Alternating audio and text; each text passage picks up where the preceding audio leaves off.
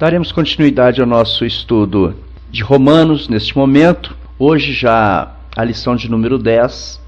Estamos no capítulo número 2 de Romanos, estudando sobre o tema O Judeu Peca. Até o verso 16, Paulo estava colocando as regras do jogo. Nós vimos no ponto de número 1, o julgamento de Deus, que foi dos versículos 1 até o 16. Nós vimos que ele queria deixar claro que com Deus não se brinca, pois tudo que o homem semear, isso também ceifará. Gálatas 6:7.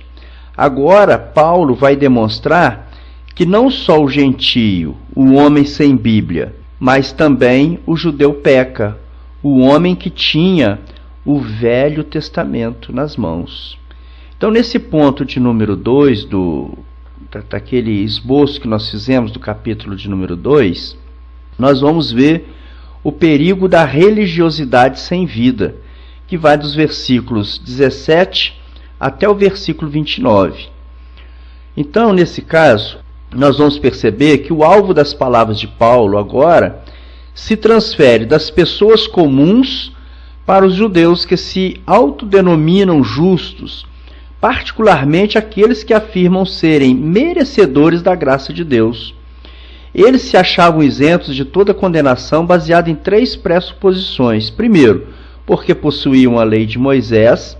Segundo, porque eram circuncidados. Alguns antigos escritos dos rabinos diziam que nenhum homem circuncidado estaria perdido. E nos dias de Paulo diziam que Abraão fica na porta do Hades, ou inferno, se assegurando de que nenhum homem circuncidado fosse tirado lá. E terceiro, porque eram filhos de Abraão. Quando Jesus estava condenando aqueles judeus, eles responderam a Jesus: nós somos da descendência de Abraão. Nós encontramos isso lá em João 8:33.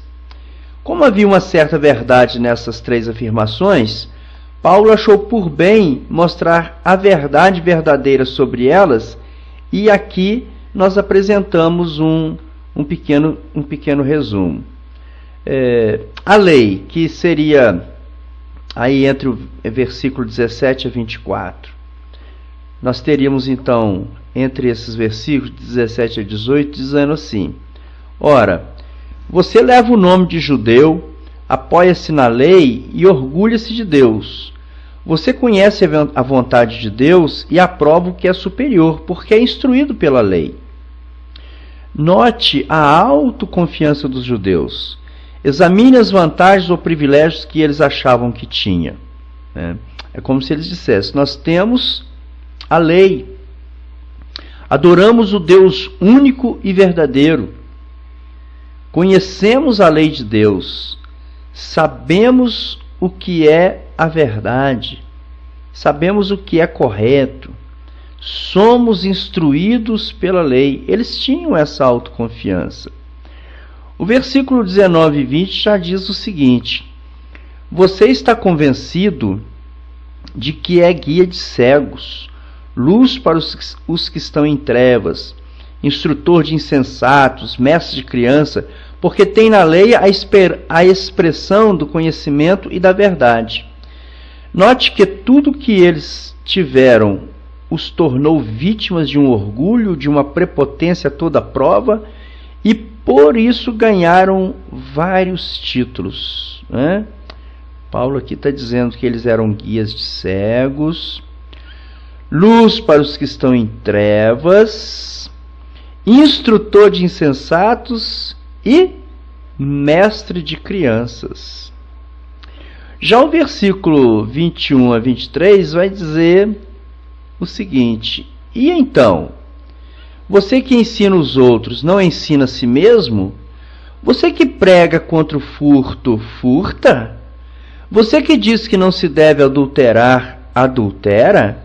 Você que detesta ídolos, rouba-lhes os templos? Você se orgulha da lei, desonra a Deus, desobedecendo a lei? Fizeram os judeus uso adequado e correto de suas vantagens e privilégios? Medite sobre isso.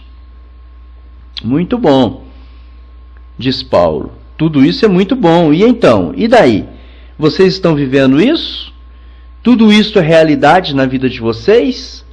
É como se eu dissesse para você agora, você que está me ouvindo, você que está acompanhando esse estudo, você amigo religioso, você que é batista, você que é presbiteriano, você que é católico, você que é Brasil para Cristo, etc. Você tem tido vários privilégios.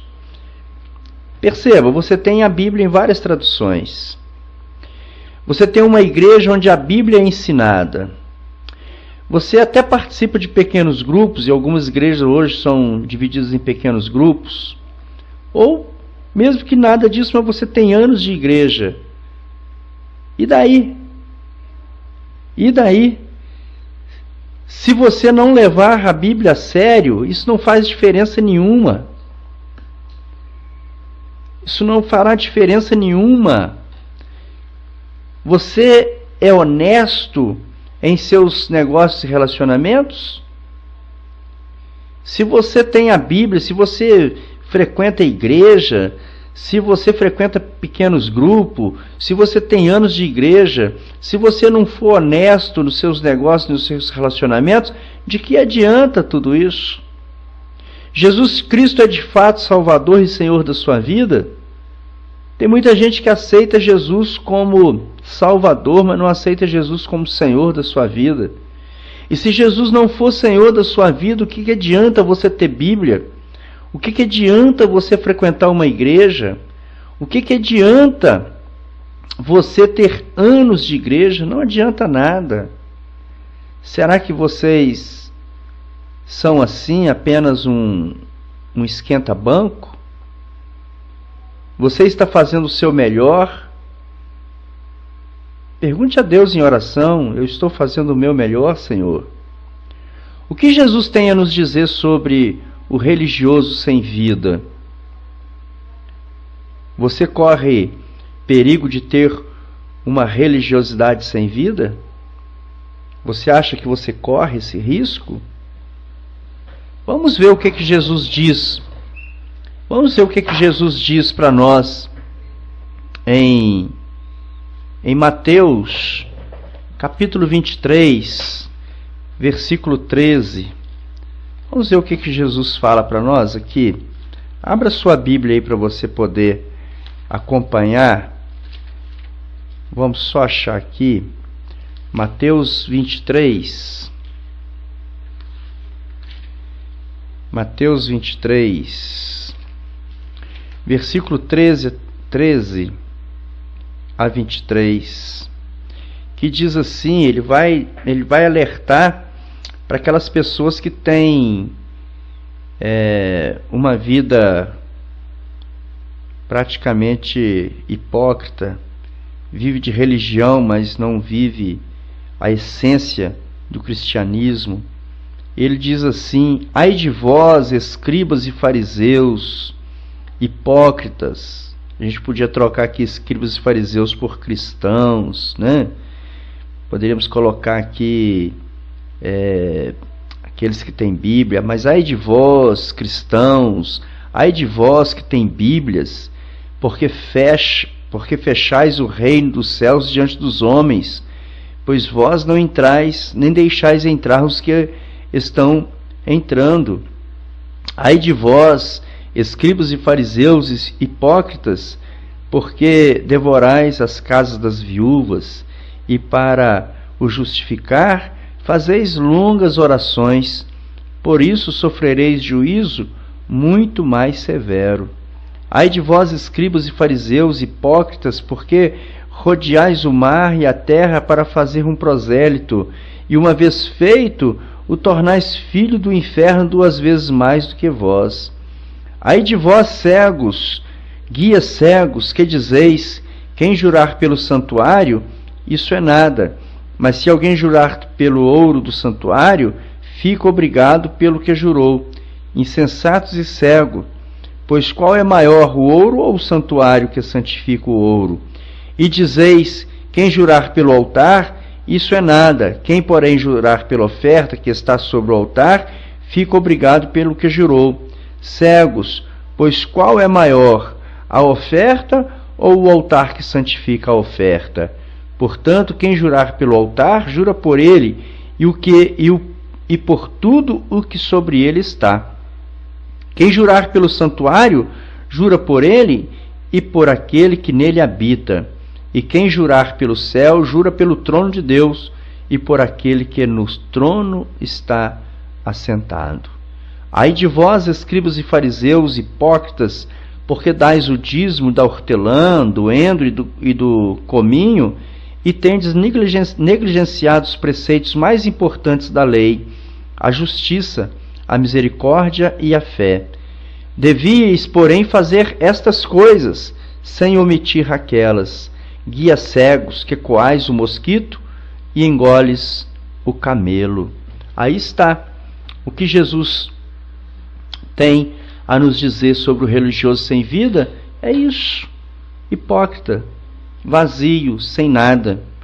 Não está adiantando nada ter Bíblia, não está adiantando nada ir na igreja, não está adiantando nada fazer longas orações, longos jejuns, se nós não praticamos a essência do verdadeiro cristianismo.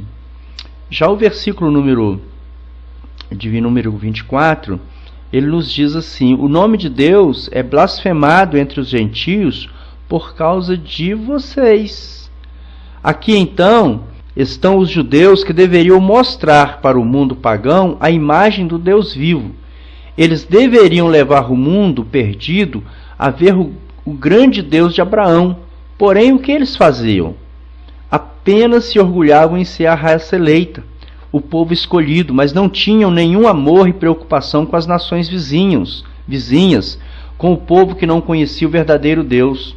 O mesmo está acontecendo hoje. Muitos que se dizem crentes são verdadeiros picaretas, deixaram de ser sal da terra e luz do mundo, e por causa deles, o nome de Deus é blasfemado entre os homens de nossa sociedade. O que você tem testemunhado através da sua vida? Você que diz que é cristão, você que está acompanhando esse estudo, como tem sido o seu testemunho diante dos seus vizinhos? Como tem sido o seu testemunho no trabalho, diante dos seus colegas? Como tem sido o seu testemunho na escola, diante dos seus professores, dos seus colegas de escola? É preciso refletir. É preciso refletir. E Paulo vai dizer que a circuncisão tem valor se você obedece à lei. Mas se você desobedece à lei, a sua circuncisão já se tornou incircuncisão. Se aqueles que não são circuncidados obedecem aos preceitos da lei, não serão eles considerados circuncidados? Aquele que não é circuncidado fisicamente, mas obedece à lei, condenará você que, tendo a lei escrita e a circuncisão, é transgressor da lei. A circuncisão não pode salvar o judeu porque ele não tem obedecido toda a lei, todos os mandamentos. Nestes versículos, Paulo coloca assim a sua matemática: circuncisão menos obediência é igual a incircuncisão. Incircuncisão mais obediência é igual a circuncisão. Em outras palavras, Paulo está dizendo que rituais tais como circuncisão, batismo, crisma, extrema-unção ou qualquer outro rito não pode salvar ninguém. Ele vai ilustrar isso muito bem no capítulo 4 de Romanos. Então, rituais não salvam ninguém, gente. Não adianta ficar preso a certos ritos, a certas situações que não muda em nada, não nos conduz à salvação. Paulo está deixando isso bem claro para os judeus. E ele diz ainda, no versículo, entre os versículos 28 e 29, não é judeu quem o é apenas exteriormente, nem é circuncidado nem é circuncisão a que é meramente exterior e física. Não, judeu é quem o é interiormente, e circuncisão é a operada no coração pelo Espírito e não pela lei escrita. Para estes, o louvor não provém dos homens, mas de Deus. Leia então cuidadosamente 2 versículos e responda: o que significa ser judeu? Leia esses 2 versículos. versículo 28 e 29. Eu vou repetir os versículos. Não é judeu quem o é apenas exteriormente, nem é circuncisão a que é meramente exterior e física. Não, judeu é quem o é interiormente, e circuncisão é a operada no coração pelo Espírito e não pela lei escrita. Para estes, o louvor não provém dos homens, mas de Deus. Então, o que significa ser judeu? Tornar-se um judeu cristão é algo que acontece no interior, em secreto. Por outro lado, circuncisão, ou seja, ritos como culto, batismo, extrema-unção, reuniões, ofertas, acontece na carne e não no coração. A verdadeira circuncisão é efetivada pelo Espírito no coração e não pela lei, e esta recebe a aprovação de Deus e não dos homens. O que é nascido do Espírito é Espírito, diz João 3,6. É isso que Jesus chamou de novo nascimento. Veja que a palavra Espírito, que aparece em primeiro lugar, está com letra maiúscula, Espírito Santo, e a outra com letra minúscula, significando o espírito humano que estava morto. Leia para isso Efésios capítulo 2, versículos de 1 a 9. O que adianta muitos serem circuncidados, como eram os judeus? O que adianta termos uma Bíblia, como muitos cristãos têm? Alguns têm uma coleção enorme de Bíblia. Tem Bíblia de várias versões, de várias traduções, mas não usa nenhuma, não é capaz de ler a Bíblia em hora nenhuma, em momento nenhum. E daí? E daí?